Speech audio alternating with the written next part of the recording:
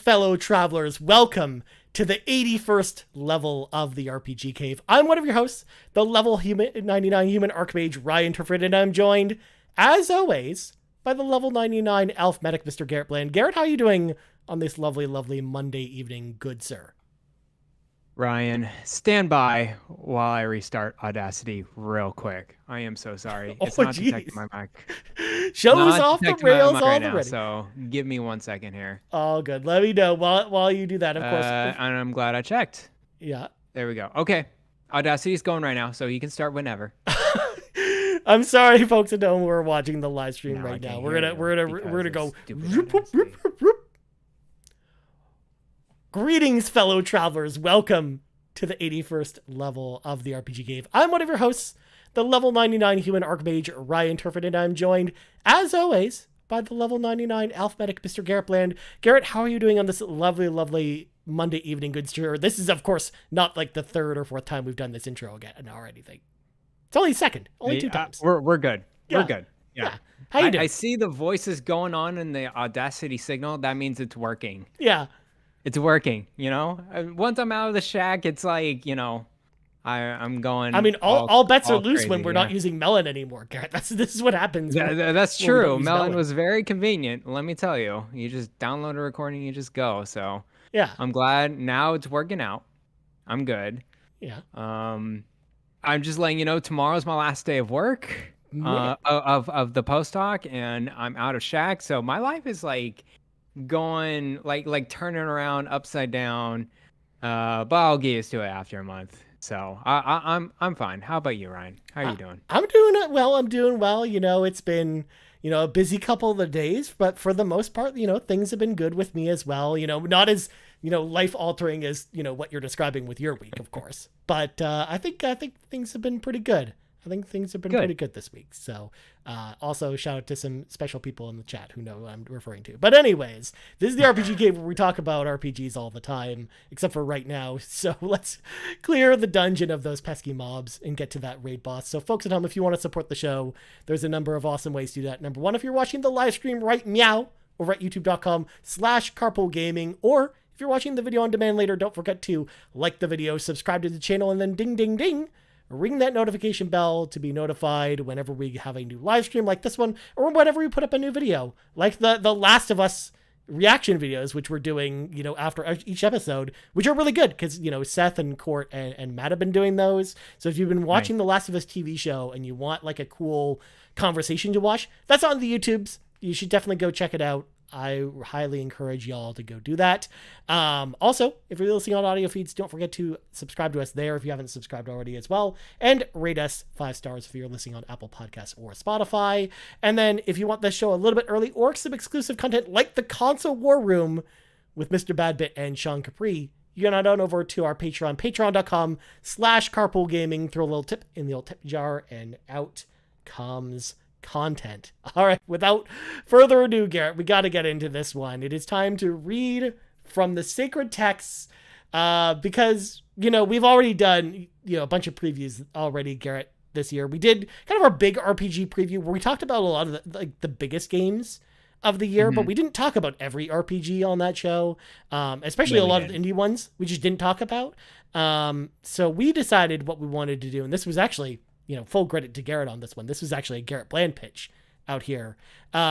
We actually decided to do a preview of all the big indie RPGs that are coming out this year, because there's actually, believe it or not, a pretty big list of them. And we're gonna go through and kind of talk about some of these, kind of give some spotlight to them, and give our general hype factor on some of these. And then we'll obviously talk about, because we got some of your picks from the community. So thank you to everyone who went on the Carpool Gaming Discord to submit your picks. And again, if you're not on the Carpool Gaming Discord, by the way, folks, the link is in the show notes or the description of this video. If you'd like to join, it's free to join. Anyone can join up on there. And of course, that's usually where we ask for questions on the show. So if you want to know how you get your question read on the show, or if you submit ideas for topics, on the Discordia in the RPG Cave section, where we hang out and talk about RPGs a lot, apparently, over there as well. We're talking about that Theat Rhythm demo. We're talking about Fire Emblem Engage. Lots of good conversation in the Discord. Good stuff. Oh man, I'm so excited. By the way, after the show to talk to Garret about Fire Emblem because I'm so excited to talk about that game with anybody at this point. But anyways, Nice, sounds good. yeah, it is time to talk about indie RPGs. So we got a whole bunch of them, Garret. So I think we'll we do. I think we'll just go through the list because I mean I mostly borrowed from the list that you compiled. And then I added one or two at the end. So we'll kind of go through them one at a time here. First one we wanted to actually highlight was Songs of Glimmerwick. This is from East Shade Studios. It's coming to PC. Okay. It's not coming to consoles at all. So this is a PC exclusive game. But this is like a really interesting looking RPG. And you know, full disclosure, I'm going to say this a lot about a lot of these games tonight. I didn't know any of these existed until Garret showed me this list. Yeah. There's a couple I knew about, but for the most part, these are all kind of new to me as well. But so this is like a 3D witch RPG where you go to like this magic school. But then there's also this like garden you have to tend to, with a bunch of villagers in the town where like the witch school is based on. You mostly go explore and talk to townspeople and stuff like that. It looks really interesting. Garret, I want to know what you thought about this one though, because I know this one caught your eye. What do you think about Songs of Glimmerwick? Yeah, Songs of Glimmerwick. It just reminds me of just like Harry Potter, just being in a wizarding school and then like all the different teachers going on and like making potions. And then, as you said, is like plants to tend to. I was actually hesitant to put this game on our list just because I wasn't exactly sure it was an RPG. Like some websites said it was an RPG, but I'm just like, their official website says it's an RPG though. Okay, if their official website says it, then okay, it's an RPG. But at the same time, it's not like your level stat, grinding, leveling up system type of deal. It's more like a life simulation, more like a Harvestella type of deal where you're just like kind of simulating different things. And it looks like you're going to different classes and in this magic school, and it looks really cool. A bunch of different characters involved. It's this 2D kind of storybook driven art type of deal going on with this game. So yeah, I'll keep my eye out for this game for sure. Yeah. I think it looks pretty cool. Like again, Harvestella is actually a great comparison because like when I saw the trailer for this game tonight, because when I was doing research for this episode, that's exactly what I thought of when I saw it. Like it doesn't look like it has like the Square Enix style turn-based combat system. Because I don't think they've really showed too much about what the combat's going to be like in this game, but they did mention that it is turn-based on the website. So it sounds like it's a turn-based RPG as far as the stuff outside the gardening and exploration is concerned. But they just haven't really shown too much about how that's going to work yet. But it sounds interesting. Again, if you're into Harry Potter or, you know, wizard school kind of stuff, this sounds like it's going to probably be your jam. So again, it's out on PC later this year. I'm interested to know more about this one.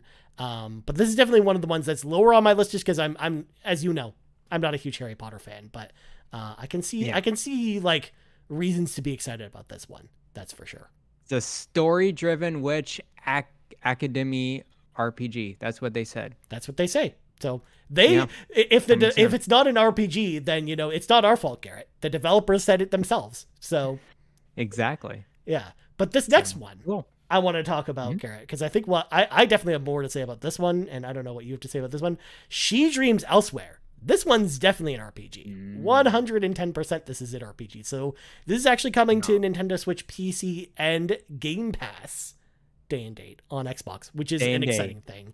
It's a good one. So this is actually a 2D pixel-based surreal RPG is how they describe the look of this game. It kind of looks like an acid trip a little bit, where like the colors are just all over the place. But what this game reminds me a lot of is Undertale, because the combat very similar to Undertale or Earthbound, because you get like that first person style with kind of the monsters and like the weird kind of like trippy backgrounds behind them, and then you've got kind of your characters' faces along the bottom of your screen, and it's all turn-based, just like Undertale is. And then you have a lot of unique actions that you can do here. So it kind of reminds me of that.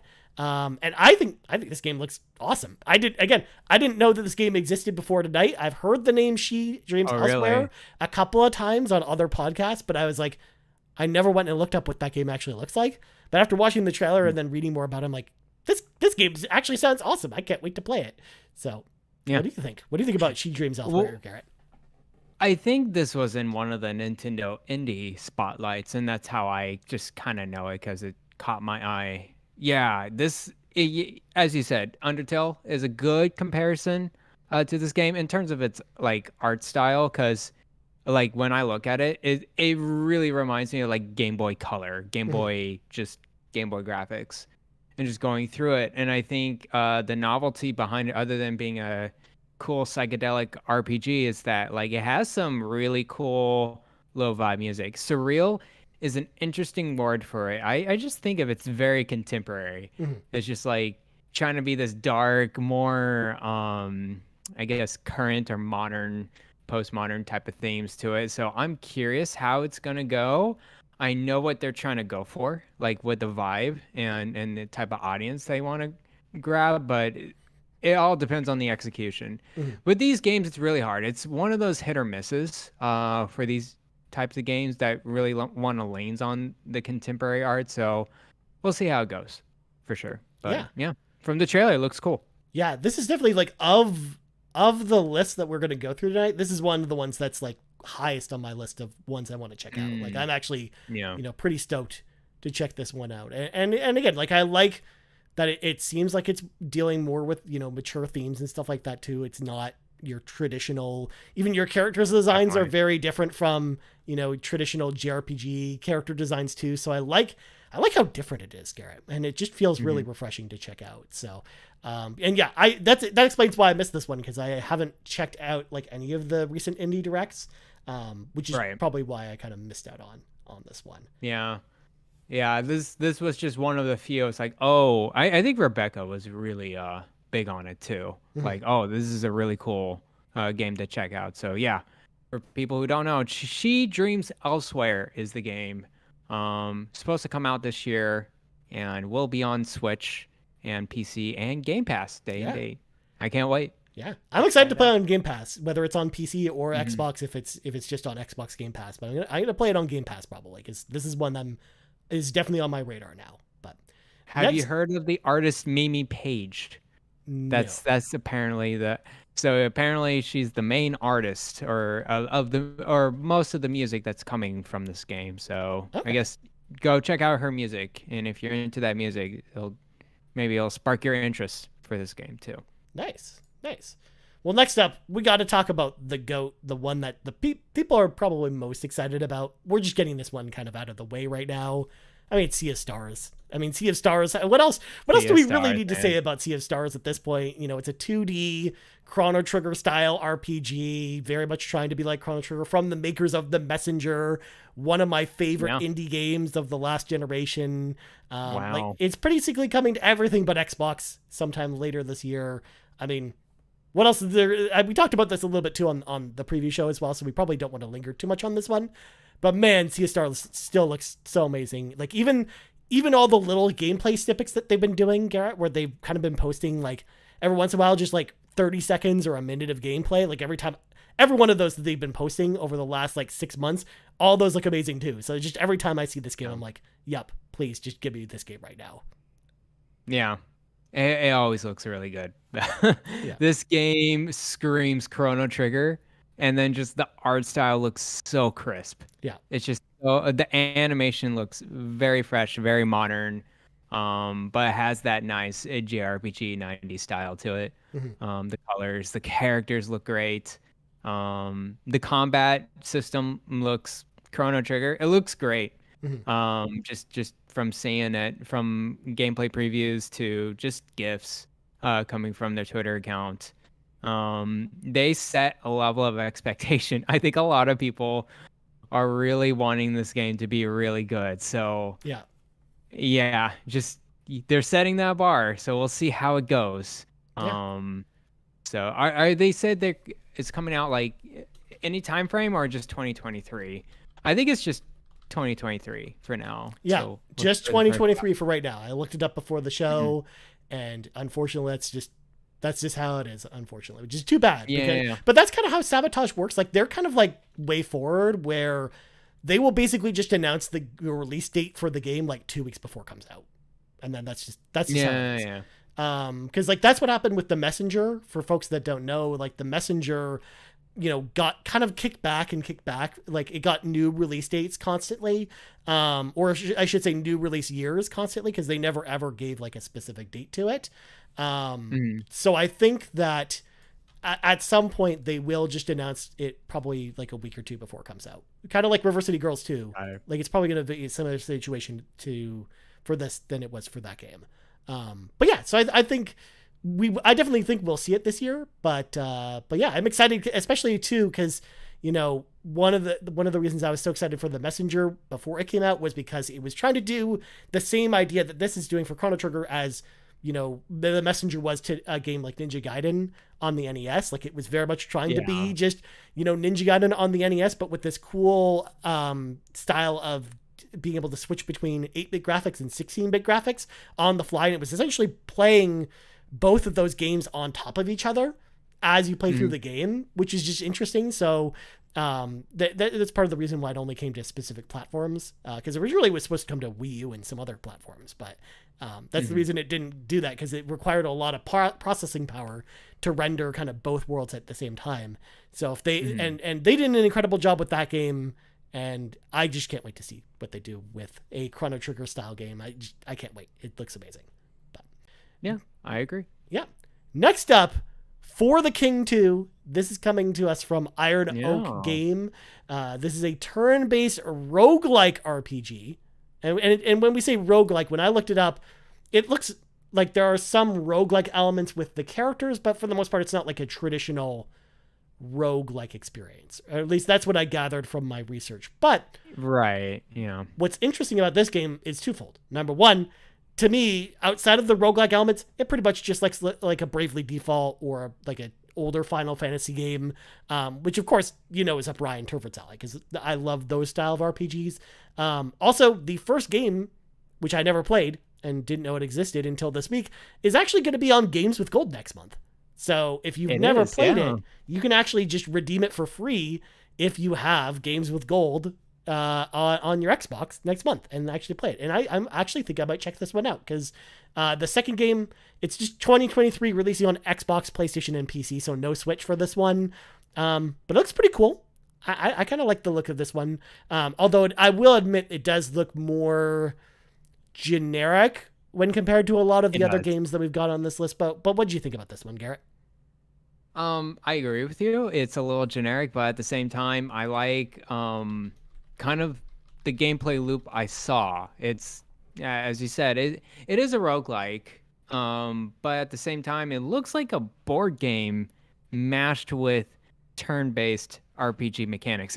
First and foremost, yes, the combat is, at least for the King, it was like you have 3 players versus like 3 or 4 enemies or whatever, and you like beat each other up. And this new one, I think, is 4v4. And I think the novelty behind For the King is that it can be co-op. Yeah. Like you can have this online co-op or couch co-op or whatever.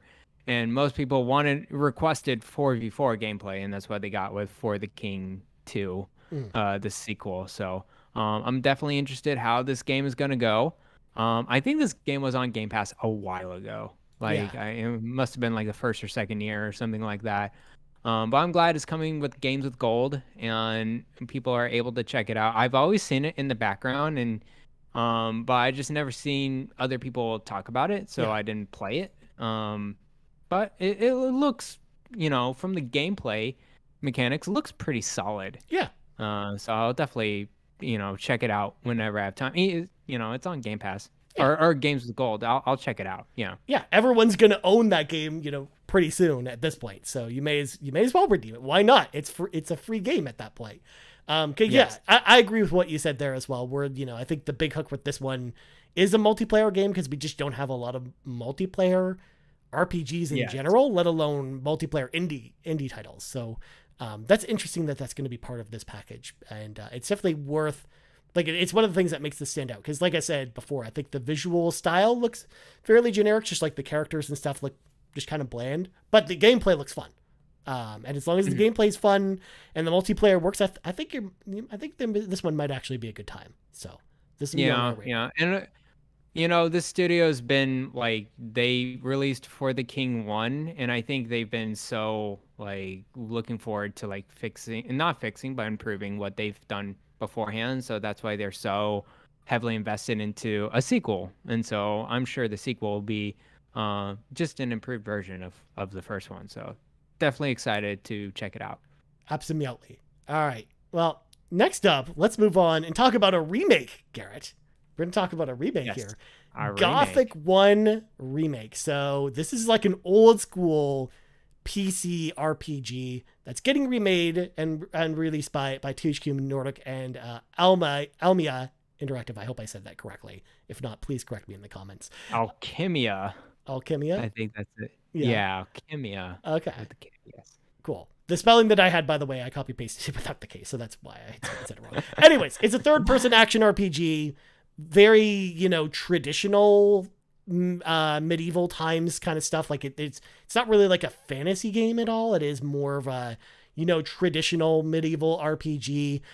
This is a series that has just always been around, but I've never really gotten into them at all. I've never really played them. But what's interesting about this one as well, out of all the games we're going to talk about here, this one's actually next gen only. So Xbox Series consoles, PS5 and PC only. So it's not coming to Series or One X or the Switch or anything like that. So they're turning up all the dials with this one. They're switching all the knobs up, Garrett, on this one to make this exciting. So what do you think about Gothic remake? And because I don't think either of us have played the Gothic games at all. Like I know I haven't, but what about you, Garrett? I have not. The original came out in 2001. It looks like. Mm-hmm. And I've seen the trailer. I've seen the pictures. I'm not sure what you're supposed to do in this game. I wish they, posted a little bit more about what this game is, because it just seems like this first-person outside realistic game. Other than that, I don't know what you're supposed to do in this game much at all. Yeah. But there is lore. I definitely am reading this, the description right now on Steam. There's some lore behind it. There's some first person, some ominous music, high fantasy stuff going on.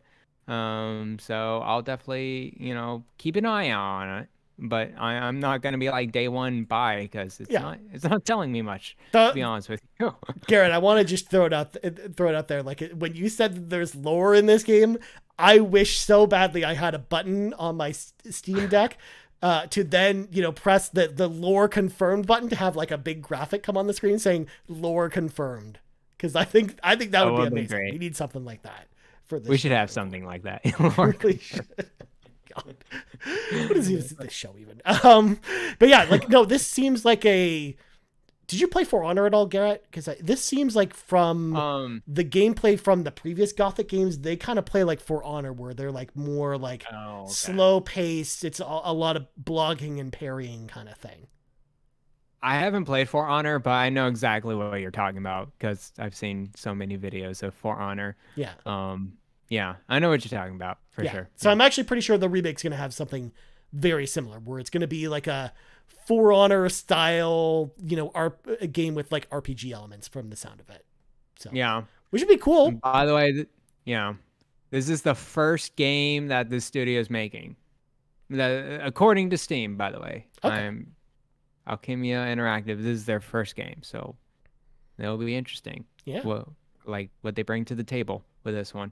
It is a remake too, so it definitely looks like, from the screenshots, it looks pretty good. Yeah. So I believe you when it says it's like this current gen only, Series X and PS5, because it does look pretty good. Mm-hmm. We'll see what kind of things that they do to build upon the previous, the first game, because I'm just going with my gut here, Ryan. Yeah. I don't think the first one holds up too much. Probably not. It's a game from 2001 that is kind of like this, slower paced hack and slashy kind of game. Probably not going to hold up super well. In the same way that, if I go back and play, Star Wars Dark Forces 2 Jedi Knight on my PC, probably doesn't hold up. Sounds so cool though. It does sound cool. I mean, that just so you know, really Garrett, cool. For that game, that was the game that really got me into playing games professionally. And I was number 7 in the world at that game on Microsoft Gaming Zone for like months and months and months and months. I was like, really good at How that do you game. define your ranking in that game? Is it like there's a certain score to Well, it? there's online multiplayer, and it was all tracked by Microsoft. Because Oh, it was kind okay. of like Nice. Xbox Live for PC before Xbox Live existed. Because Mhm. called Microsoft Gaming Zone. It was very fancy, and you could play a lot of games on there. And that was just one of the ones that supported Microsoft Gaming Zone with the leaderboards. I was very, very Mm. good in lightsaber combat. And best part about that, Garrett, is I attained that ranking by playing it because it's a third person shooter or a first person shooter. I played it with keyboard only. So page up to Oh, look okay. down Yeah. and page down to look up on the keyboard while pressing control as my shoot button and stuff. Oh my God. Oh, it was so good. You were number 7 Yeah.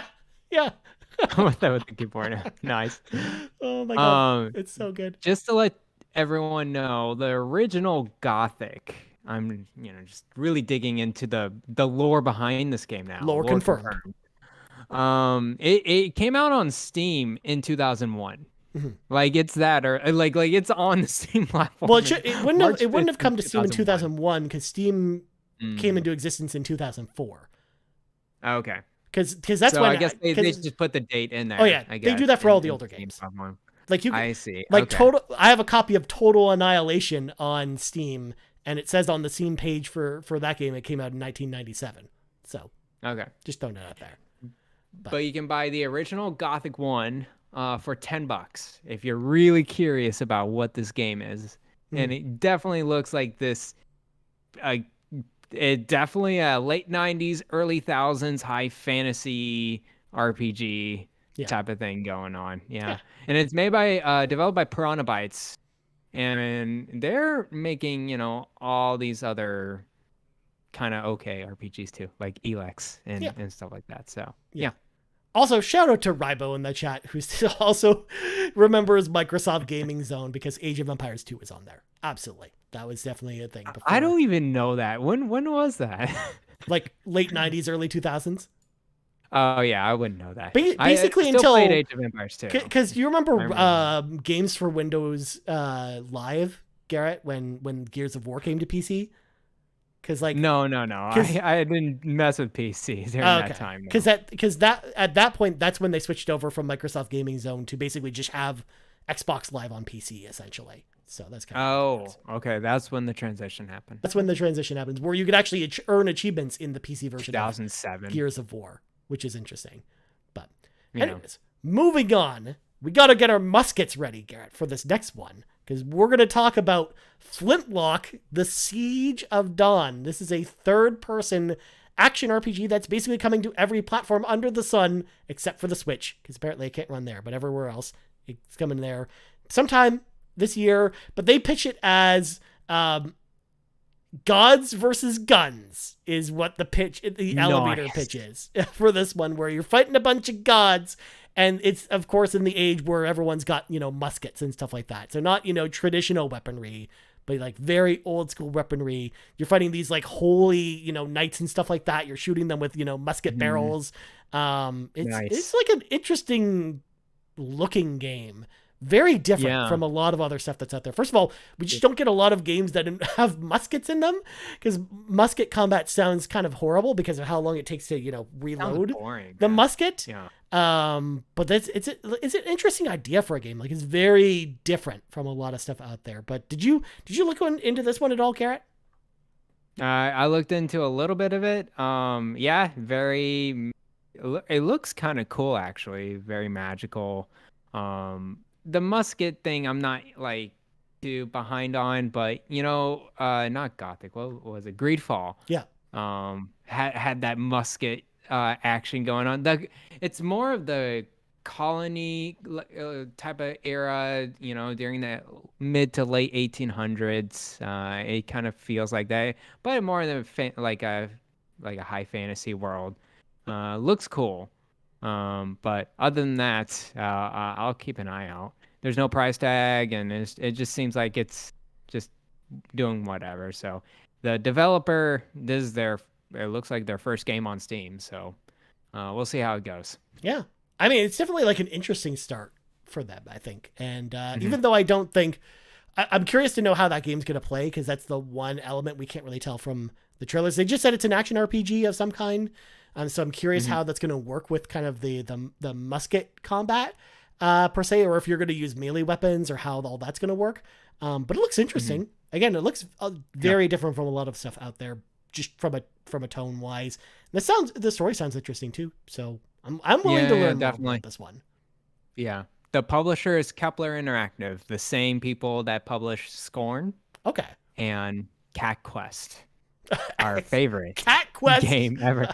Cat Quest 1 and 2.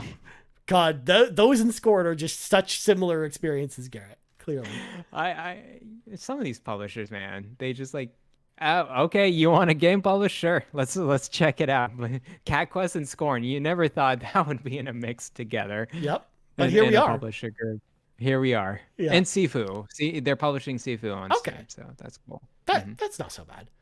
But next up, this is another game that you had on your list, Garrett, that really caught my eye because I didn't know this game existed. But I'm actually excited about this one. This is Demon School. This comes to us from Demon School, dude. Yeah. Necrosoft Games. This is a 3D tactics style RPG where you actually it takes place in this high school that's taken over by demons. You're playing as the students. You're trying to beat them up. You're running, like they showed some sections where you're running through the hallways that kind of reminded me of Persona. And then the combat looks really kind of cool. And I also love just the use of color they have in the backgrounds as well, like with the school, or just the way that the school kind of looks and morphs as you play through it. Like, this game looks really cool, Garrett. I'm excited to play this game. No. Yeah, me too, dude. It's a turn-based strategy, turn-based tactics, RPG.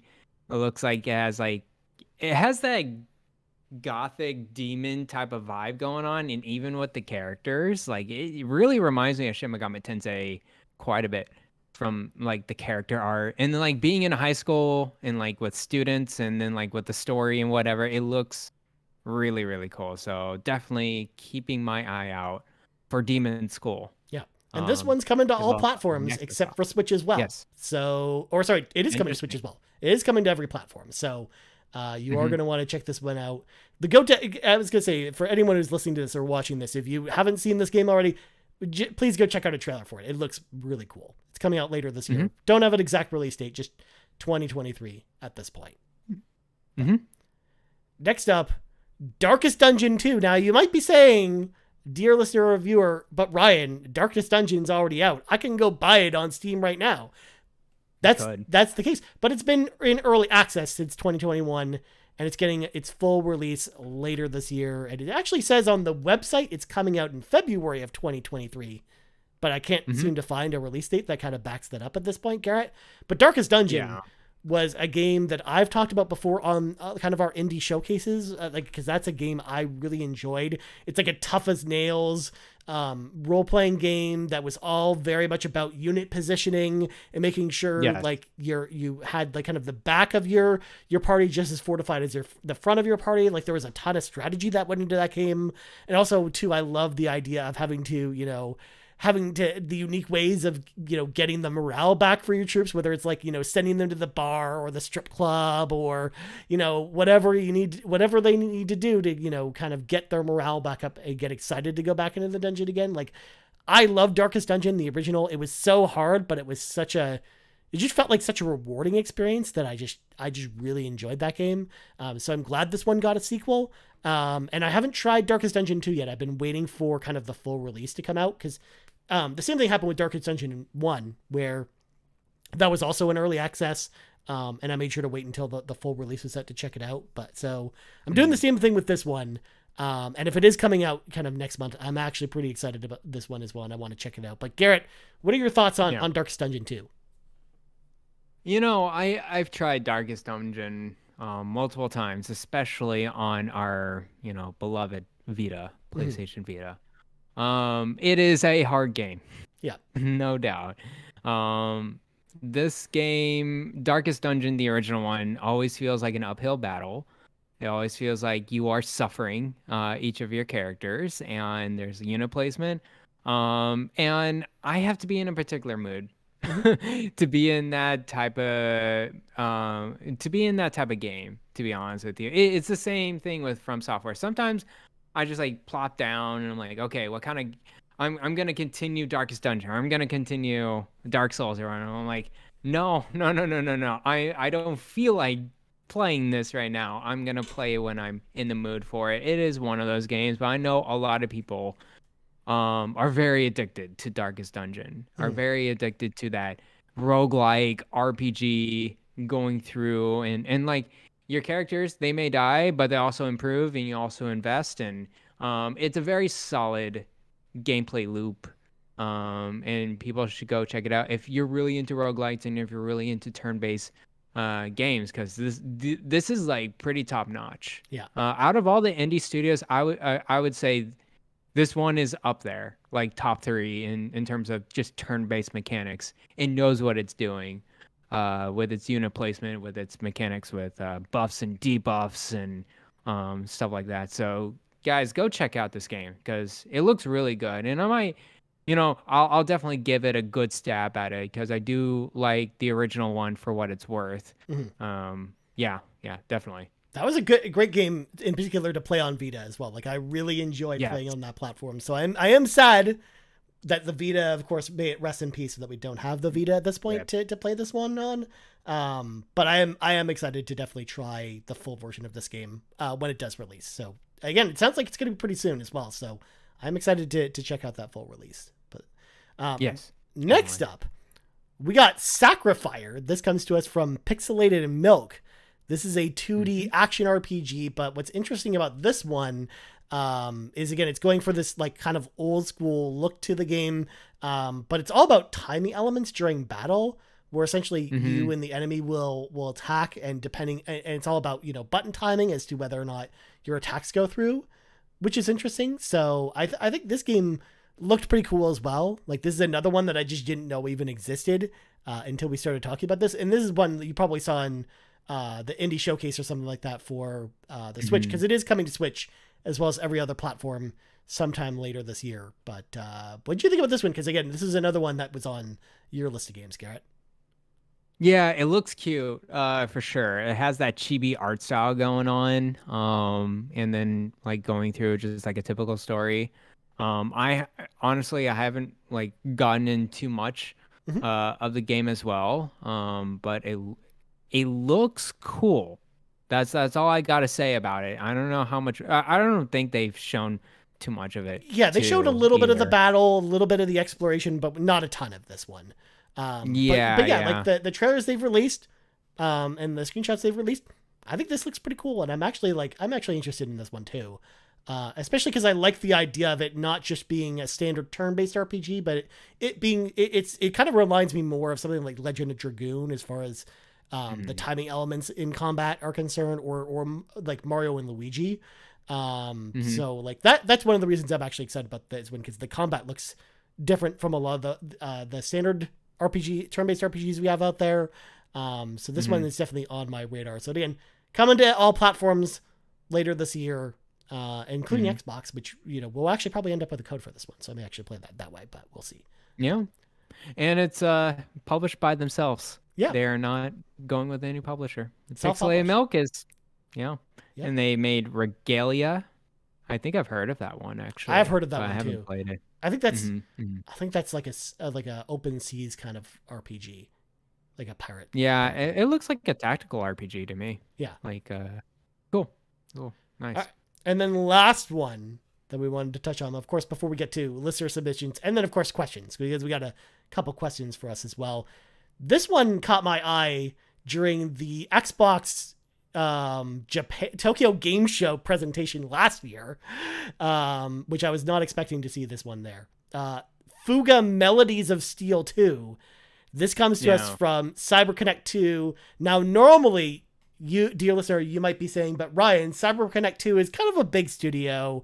They have a lot of their games go through like Bandai Namco and stuff. So are they really an indie studio? Well, they're not really owned by anyone. So they definitely are. They do fit the bill of being an indie studio. And this one's self-published by them. So they're not actually going through a publisher for this one. CyberConnect 2 is actually publishing this one. And of course, for the folks that don't know who CyberConnect 2 is as far as the studio, they're the studio that makes all the Naruto games. So like the Naruto Ultimate Ninja Storm games. They also were the studio working on Final Fantasy VII Remake before Square took it back from them. So that they have that, as part of their legacy forever. But this game looks really cool. So it looks like an Advance Wars style tactical RPG with tanks and soldiers and stuff like that. Like it looks like we're getting like an Advance Wars like here, which, is good because we don't know if Advance Wars 1 and 2 Reboot Camp ever comes out. So we'll have Fuga Melodies of Steel instead to kind of, keep us in the biz. This is coming to all platforms as well, but also Game Pass. Game Pass. And this one, believe it or not, actually has a release date. May 11th is when this one comes out as well. So we know when this one's coming out. So Garrett, I know I'm excited about this one. How do you feel about Fuga Melodies of Steel 2? I honestly don't know much about these games. Okay. At least the first one. But it, actually right now, dear listener, you can play it on Game Pass. Yeah. You can go onto your Xbox or go to xCloud or whatever. You can play Fuga Melodies of Steel right now on Game Pass. So go check it out. I've only seen a little bit of the trailer.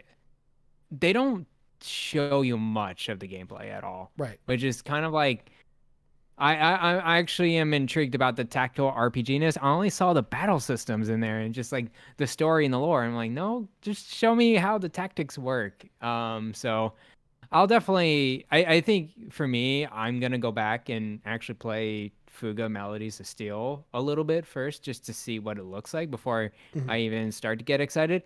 But I did see the reviews on the first one. Very positive. Yeah. Very positive on OpenCritic. Yeah. I definitely nabbed it Of course on one of my leagues for Fantasy Critic. So that's definitely guaranteed. It all comes back to Fantasy Critic at this point. But comes back to it. Yeah, because I remember during the Xbox showcase they showed a trailer with some of the gameplay elements, but when I tried to find the same trailer on YouTube or something like that for the purposes of this episode, I couldn't find it. But I could definitely tell from seeing the gameplay, like this seems like a Garrett planned game if I've ever seen one. Like this seems like a game that you're actually probably going to really like. So that I'm glad that we had it kind of on our list here to talk about that. So there we go. Those are all kind of the indie games I wanted to highlight that we wanted to highlight, I should say, that are coming out this year in 2023 that we have release dates for. And if we get more indie RPG announcements before the end of the year, I would love to maybe do another one of these where we talk about more of these games. There's also ones that we're still waiting on whether or not they're going to come out here. And in fact, they're going to come out in a second when we talk about some of the listener picks for games.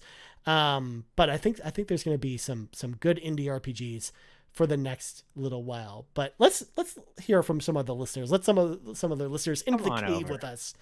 It is time to party up. So let's start with Skycatcher Gaming, who says that they're looking forward to Eiyuden Chronicles 100 Heroes coming later this year, which we didn't mention, mainly because, again, just kind of like Sea of Stars, we kind of already talked about that in a big way on the big RPG preview episode.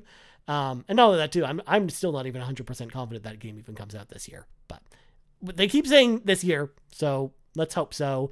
They keep saying it. Yeah, maybe. Also, maybe. Skycatcher Gaming also says Penny Blood.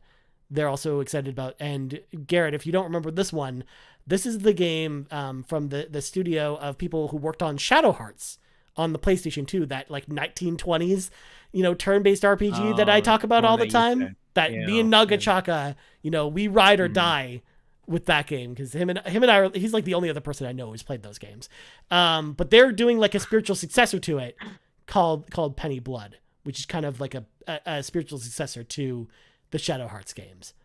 So that's what I'm really excited about, but that's not for this year, I know, because they're actually targeting 2025 for that one. So it's a little far away. A little far out. Yeah, it's a little far out at this point. But that's one, like, I'm like, whenever it comes out, I'm like stoked to play that one.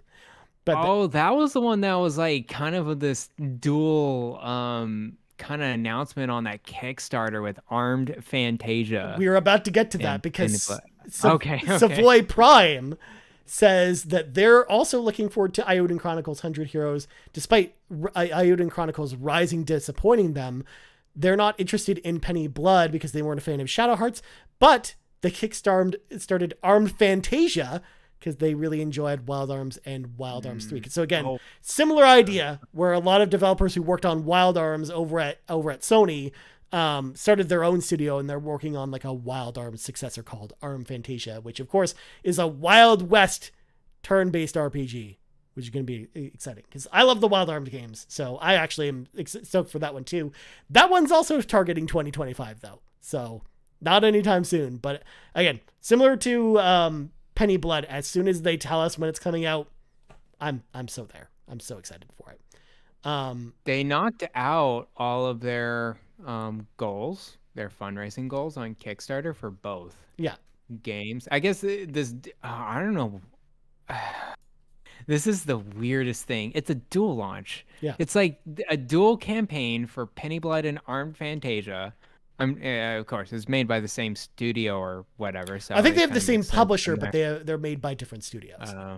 Interesting. Okay. And then, I guess estimated delivery for both, it seems like, is March 2025. Yeah. Okay. All right. Yeah. We'll see how it goes. Yeah. They look awesome, but it's like, it's one of those things. It reminds me of Iodine Chronicles, where everyone was super excited about it when it first got announced, and then it took 3 or 4 years after the Kickstarter for it to finally a while, come out. Because we're finally getting that game this year. So sometime. Yeah. I remember it being announced and everyone's freaking out about it. I'm like, that's not going to be for a while. And even the most hilarious thing was they were like, all right, we're going to make the Suikoden game that Konami refuses to make. Oh, right. And then the same year that it finally comes out, 3 years after they announced the Kickstarter, Konami is then re-releasing Suikoden 1 and 2 in the same year. So it's just funny to think about. But of course, Yarden chimes in, says Sea of Stars, because of course, Sea of Stars, the most exciting RPG. So now that we've got the listener ones out of the way, again, we've got a couple questions before we round things out. Garrett, before we get to that, to kind of finish off this topic real quick, I'm going to ask you, out of the games we talked about tonight, besides Sea of Stars, what is the game that you're most excited about out of the ones we talked about, that you're personally most excited to play? Yeah, so what I'm most excited about for sure is She Dreams Elsewhere is a big one. It looks super cool, and I love that type of dark contemporary art style. I love Game Boy and Game Boy Color graphics, so definitely in for that. Definitely in for Sea of Stars. Yeah, that's obvious. No We're both joke. excited about that one. Yeah, we're swooned by it for sure.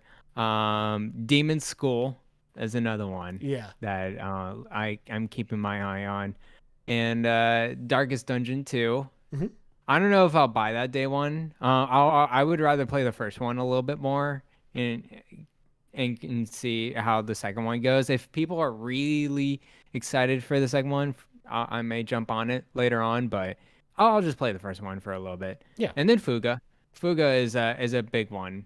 I'll definitely play the first one. It's on Game Pass, so I'll check it out there. But yeah, those are the kind of the big indie RPGs that I am gonna look over. Yeah. In the upcoming months. Yeah, absolutely. Out of this list, honestly, I mean, I'm not gonna I sound pretty excited for a lot of these. Sea of Stars, of course, number one, but you already know that already. So, I mean, honestly, my pick from these is probably She Dreams Elsewhere. It's one I didn't know a lot about coming into researching for this episode, and one that I'm like very excited to learn more about and play at some point this year. Like it looks really cool, and it looks like a game that's just totally up my alley. So I'm really excited about that. And then my runner-up would probably actually be Fuga Melodies of Steel 2, which makes me actually definitely want to go back and play the first one first before May 11th, if I can fit it in there with all the other games that are coming up between now and then. Fit it in somewhere during that time. Look, right now I'm already balancing 3 or 4 games, Garrett, and we're weeks away from Theatrhythm coming out. Like the demo for Theatrhythm's coming out tomorrow. And it's just like, oh my God, I have so much. I'm drowning in games at this point, Garrett. So, but you gotta play Fire Emblem Engage, Ryan. I'm almost done. I have 2 chapters. I have 2 missions left. Oh dang, you're almost done. Yeah, I'm actually gonna finish it tomorrow. It's happening. You suck. Or maybe even tonight before I go to bed. I might actually, Nice. much to other people's dismay, I may stay up until 4 in the morning tonight and finish it. So we'll see. Nice, nice. I'm curious, what are you playing at? What's your difficulty? What's your mode I mean, that you're I'm just playing? playing normal casual. That's how I always play my Cool. first playthrough. And the reason I play casual over classic because I actually like the permadeath system, but I'm the type of person that if someone dies, I just restart the mission. So Yes. I just play on casual to just save myself the trouble of restarting every time because it's just like The yeah. because at that The point thing it's like is, the game's long enough as it is where I just don't care. I'm mostly because I still find the later missions are challenging enough that I actually don't mind that I'm doing it that way, if that makes sense. that's correct. I agree with you. Now I played classic mode on Three Houses, and honestly felt like that's a big mistake because if I lose a character, I'm like you. I just like I can't lose a character. Yeah. With permadeath, I just can't lose a character. And in this game, I'm playing casual mode, and it's refreshing because I lose a character in a mission. I'm like, oh yeah, they're just gonna come back the next mission, and I'm fine. Like I Yeah. don't need to worry myself over this one character I not mistakenly, but like just put it out there just like one extra space out in in Yeah. the field, and now it's so vulnerable against these enemies. Well, especially I'm glad flying I'm playing units casual. against archers. Oh my Yeah, god, like they die in it's one like hit. one shot right there. Yeah, and Yeah, that's it. And then you just lose them forever at that point. So it's yeah, I get that because again, the game's long enough, and I just feel like the casual mode playing it on that actually speeds up the battles to yes, the length I want them to play as. Because if you play on classic, the battles just go slower because you are just more careful through them. yes, So that's part of the reason why I'm actually enjoying playing on casual a lot more. But I'm nice. like 40 hours in, and I only have That's I'm two crazy, missions man. left. So yeah, it's a Nice. long enough game as it is. But anyways, we got two more questions. First one comes to us from Riboflavins from the chat. He actually asked this question earlier, and I made sure to bank it in here for the list here. Ribo asks us, is buying the base game of Elder Scrolls Online worth it? And the answer I'm going to say to you, Oh, Ribo, is probably not because it's in Game Pass. But here's the thing. I know we actually talked about Elder Scrolls Online a little bit on the Xbox Drive last week because they had announced during the presentation that all of the past expansions would be free, but we didn't know that that was going to be kind of like a limited time thing. So we would have actually been like, oh, well, go and get the base game and then you'll get all the expansion packs for free. But I think if you're gonna jump into Elder Scrolls Online, you should wait for it to go on sale and get the bundle that includes all the expansions when it's on sale.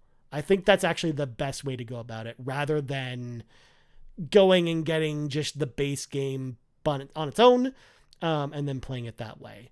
I mean, the base game's great.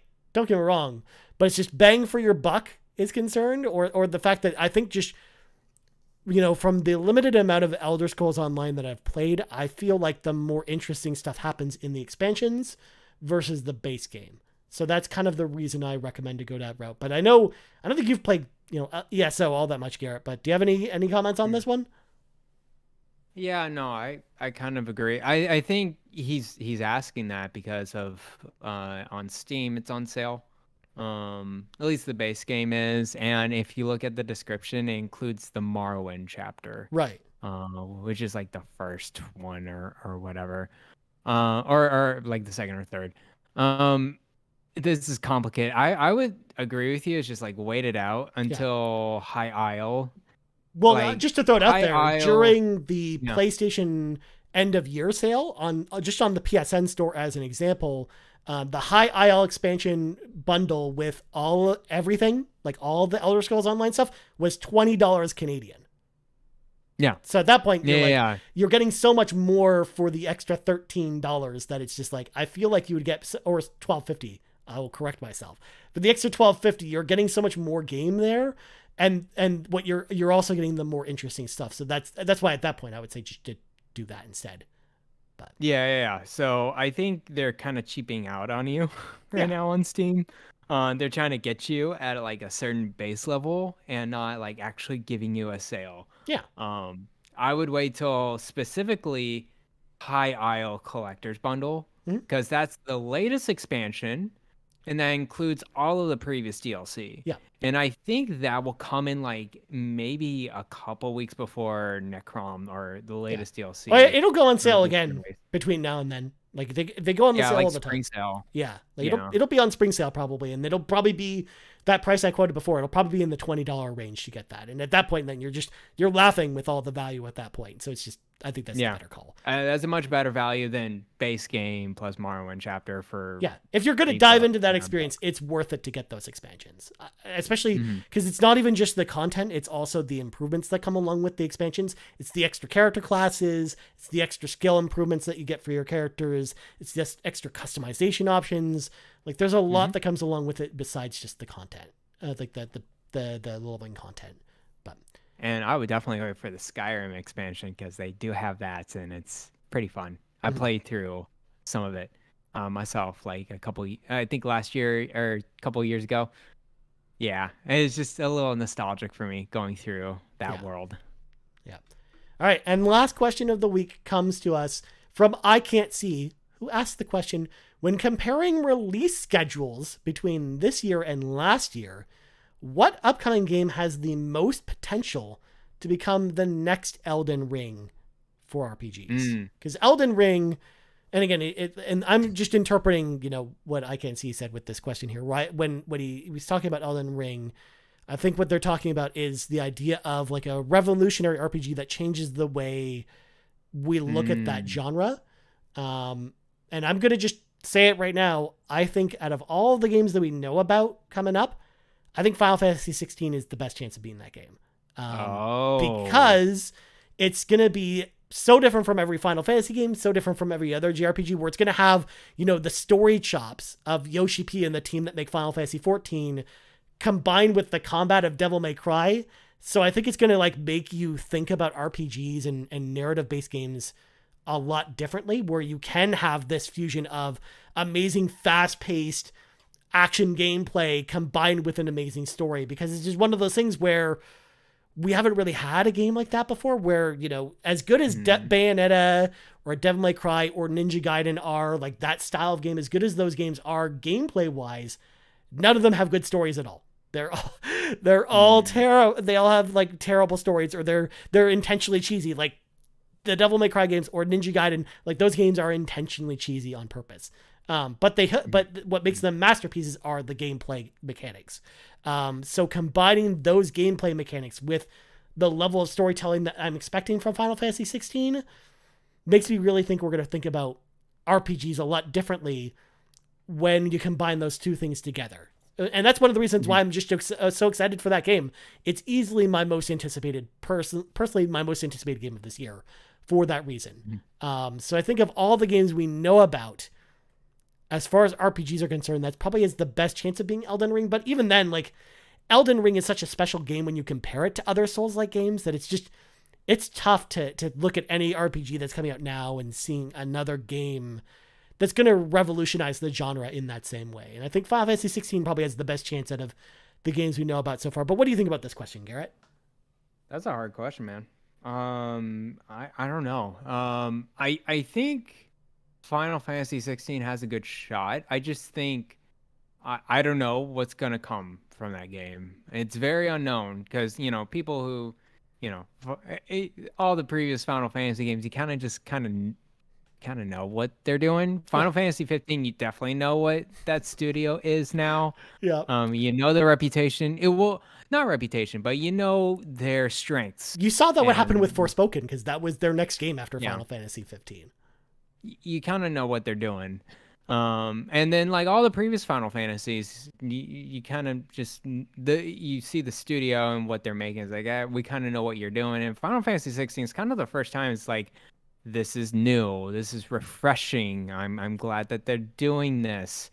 And Dragon Quest, the new one, has me pretty excited as well, because even though we haven't seen much gameplay of it, the logo, at least the trailer, is pulling out a darker tone than we're usually seeing from the Dragon Quest series. So I'm glad Square Enix is kind of trying out different things with their tentpole franchises. Yeah. For sure, with Final Fantasy and Dragon Quest. No, and we saw that with, Valkyrie Elysium, even though that game fell flat for a lot of people. Yeah. Like, that was them also trying to do something wildly different.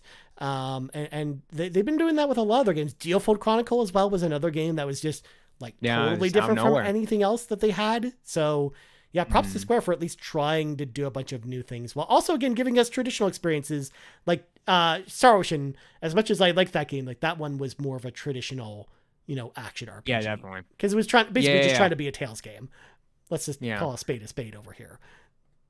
As far as games that are RPGs that is, well, I don't know what's going to revolutionize the genre than Elden Ring. Personally, I'm not like overly excited to jump onto Elden Ring, but that's just me. That's just personally from Software games. It's just I can't really get into them that much, and Elden Ring is probably the most welcoming one out of the bunch. I think Starfield, and I know I keep saying this game, I'm not saying it's gonna revolutionize the RPG genre. Don't get me wrong. They have a lot to prove with that game, though. They pitch something that's kind of out there. They've done the Fallouts, they've done the Elder Scrolls, and it's like, okay, we're going back and forth, back and forth. Okay, now we're trying a brand new IP, and they haven't done a brand new IP since Elder Scrolls. Like, really, they haven't done one in such a long time, and they're doing something that's like totally different with it. Think about it, an open world RPG that is, let's merge the vastness of No Man's Sky. I love No Man's Sky for what it is in that game, but it's not an RPG. It's just like an exploration, mineral building, ship building type of game, which is great. I heard it's a great game over there. But imagine a open world RPG with that kind of vastness of so many worlds. It could, like, potentially, it seems like it can be really good or be really not revolutionizing, but it something new to the genre. It's something new, like a blank slate, especially for Bethesda, because Bethesda loves to do these blank slate games and then let the community mod. And imagine just like blank worlds on Starfield for mod people to do whatever they want, with the tools of Starfield. That sounds like it could be really, really cool. So I think of Starfield. I also think of Avowed. And because Obsidian is doing such a great job at executing all of their games, just like Pentiment and Grounded recently, but really nailing it. The Outer Worlds was really good, and I just want to see their spinoff or their take on a high fantasy Skyrim-like game. Like, I think is gonna be really cool. So again, nothing too revolutionizing, I would say. I would say Final Fantasy 16 or Starfield, but I'm definitely keeping an eye on it and see if it's gonna change or it's gonna like move up the bar, just like Witcher 3 kind of moved up the bar for high fantasy games, high fantasy RPGs. I think Avowed has a good shot as well. Well, those are some good picks. So there you go. I'm excited about those. But anyways, Garrett, I think that's gonna do it for tonight's show. But before we go, where can people find you on the internet, my friend? You can follow me at Blind Explosion. Yeah. And I am not on the Nintendo Shack anymore. Your last episode was this week. Yes, this past week. You can still follow them. Yeah. Over at twitch.tv/PSVG. Just check out their updates. Check out Rebecca and all the folks over there. Yeah. I'm sure. Listen over there. Have a good time. But that's pretty much it for me. What about you?